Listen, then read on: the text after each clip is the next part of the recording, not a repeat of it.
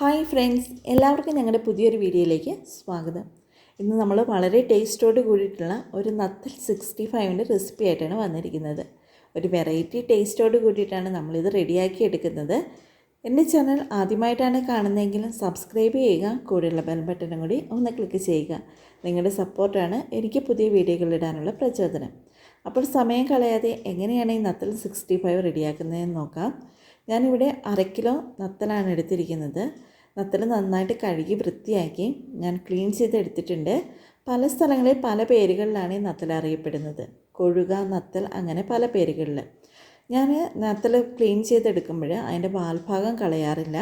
അപ്പോൾ വൃത്തിയാക്കിയ കൊഴുക നമുക്ക് മാറ്റി വയ്ക്കാം. ഇനി മസാലകൾ നോക്കാം. ഒരു പാത്രത്തിലേക്ക് 2 ടേബിൾ സ്പൂൺ കോൺഫ്ലവർ ഞാൻ ചേർത്ത് കൊടുക്കുന്നുണ്ട്.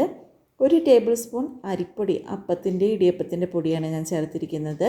എരിവിന് ആവശ്യമായിട്ടുള്ള കാശ്മീരി മുളക് പൊടിയാണ് ഞാൻ ചേർത്തിരിക്കുന്നത്. അത് 2 ടേബിൾ സ്പൂൺ ചേർത്ത് കൊടുക്കുന്നുണ്ട്.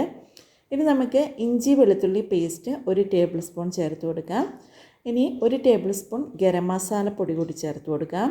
ഇനി ഒരു മുട്ടയുടെ വൈറ്റ് പാർട്ട് മാത്രം എടുത്ത് ജസ്റ്റ് ഒന്ന് ബീറ്റ് ചെയ്തിട്ട് നമുക്ക് ഈ കൂട്ടിലേക്ക് ചേർക്കാം.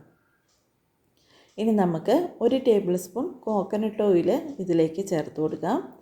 ഇനി 1/4 ടേബിൾ സ്പൂൺ മഞ്ഞൾപ്പൊടി. നമ്മൾ എന്തെങ്കിലും വിഷാംശമൊക്കെ ഉണ്ടെങ്കിൽ പോകുവാൻ വേണ്ടിയിട്ടാണ് കറികളിൽ മഞ്ഞൾപ്പൊടി ചേർക്കുന്നത്. നമുക്ക് ഈ മഞ്ഞൾപ്പൊടി ചേർത്ത് കൊടുക്കാം. ഇനി നമുക്ക് ഈ മസാലയ്ക്ക് ആവശ്യമായിട്ടുള്ള ഉപ്പ് കൂടി ചേർത്ത് നമുക്ക് കൈ വെച്ച് നന്നായിട്ട് ഈ മസാലകളൊന്ന് യോജിപ്പിച്ചെടുക്കാം. അങ്ങനെ നമ്മുടെ മസാലകൾ നന്നായിട്ട് യോജിച്ച് വന്നിട്ടുണ്ട്. ഇനി നമുക്കൊരു തിക്ക് ബാറ്ററിൽ വേണം ഇതൊന്ന് കുഴച്ചെടുക്കാനായിട്ട്. അപ്പം നമ്മൾ വെള്ളം ഒഴിച്ച് കുഴയ്ക്കുമ്പോൾ കുറേശ്ശെ വെള്ളം ഒഴിച്ചിട്ട് വേണം കുഴയ്ക്കാൻ. ഒന്നിച്ച് വെള്ളം ഒഴിക്കരുത്. അപ്പം നമുക്ക് കുറച്ച് വെള്ളം വീതം തളിച്ചു കൊടുത്ത് നമുക്കൊന്ന് കുഴച്ചെടുക്കാം. കാരണം ഒരുപാട് ലൂസായിട്ട് കുഴച്ച് കഴിഞ്ഞാൽ നമ്മുടെ ഈ നത്തലിൽ ഈ മസാല പിടിക്കില്ല. അതുകൊണ്ടാണ് കുറച്ച് വെള്ളം നമ്മൾ ഒഴിച്ച് കുഴയ്ക്കാൻ പറയുന്നത്. ഇനി നമുക്കൊരു നാരങ്ങ നടുവേ മുറിച്ച് അതിൻ്റെ ഒരു പാർട്ടിൽ നീര് കൂടി ഇതിലേക്ക് ചേർത്ത് കൊടുക്കാം. എല്ലാവരും ഈ രീതിയിലൊന്ന് വീട്ടിൽ ട്രൈ ചെയ്ത് നോക്കണം. കുട്ടികൾക്ക് വളരെ ഇഷ്ടപ്പെടുന്ന ഒരു റെസിപ്പി ആയിരിക്കും ഇത്.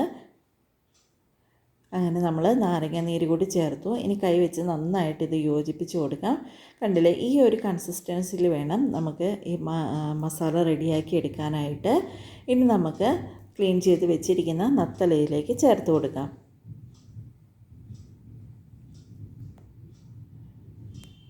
അങ്ങനെ നമ്മൾ മസാലയിലേക്ക് നത്തൽ ചേർത്ത് കൊടുത്തു.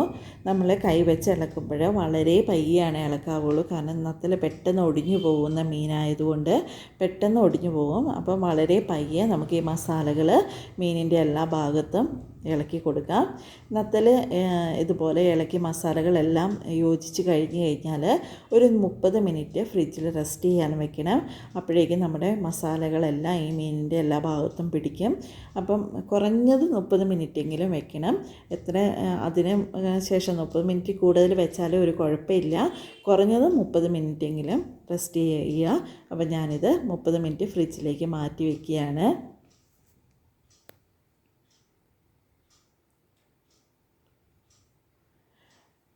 മുപ്പത് മിനിറ്റിന് ശേഷം ഞാനൊരു കടായി അടുപ്പത്ത് വെച്ച് ചൂടായി വന്നപ്പോൾ അതിലേക്ക് ഞാൻ വെളിച്ചെണ്ണയാണ് ചേർത്ത് കൊടുക്കുന്നത്. ഡീപ്പ് ഫ്രൈക്ക് ആവശ്യമായിട്ടുള്ള വെളിച്ചെണ്ണ ഒഴിച്ച് കൊടുക്കണം. അതിലേക്ക് കുറച്ച് കറിവേപ്പില ഞാനൊന്ന് ഫ്രൈ ചെയ്തെടുക്കുന്നുണ്ട്. ജസ്റ്റ് ഒരു ഗാർണിഷിന് വേണ്ടിയിട്ടാണ് ഞാൻ ചെയ്യുന്നത്. അപ്പം ഇത് ഓപ്ഷനിലാണ്. പക്ഷേ കറിവേപ്പില ചേർത്ത് കഴിഞ്ഞാൽ അതനുസരിച്ച് നമ്മുടെ നത്തൽ ഫ്രൈക്ക് ടേസ്റ്റ് കൂടത്തേ ഉള്ളൂ.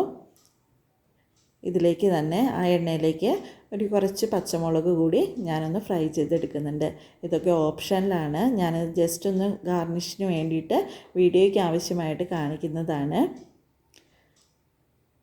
അപ്പം നമ്മുടെ ഫ്രിഡ്ജിൽ നിന്ന് എടുത്ത നത്തൽ ജസ്റ്റ് കൈ വെച്ചൊന്ന് നന്നായിട്ടൊന്ന് ഇളക്കി കൊടുത്ത് നമുക്ക് തിളച്ച എണ്ണയിലേക്ക് ചേർത്ത് കൊടുക്കാം.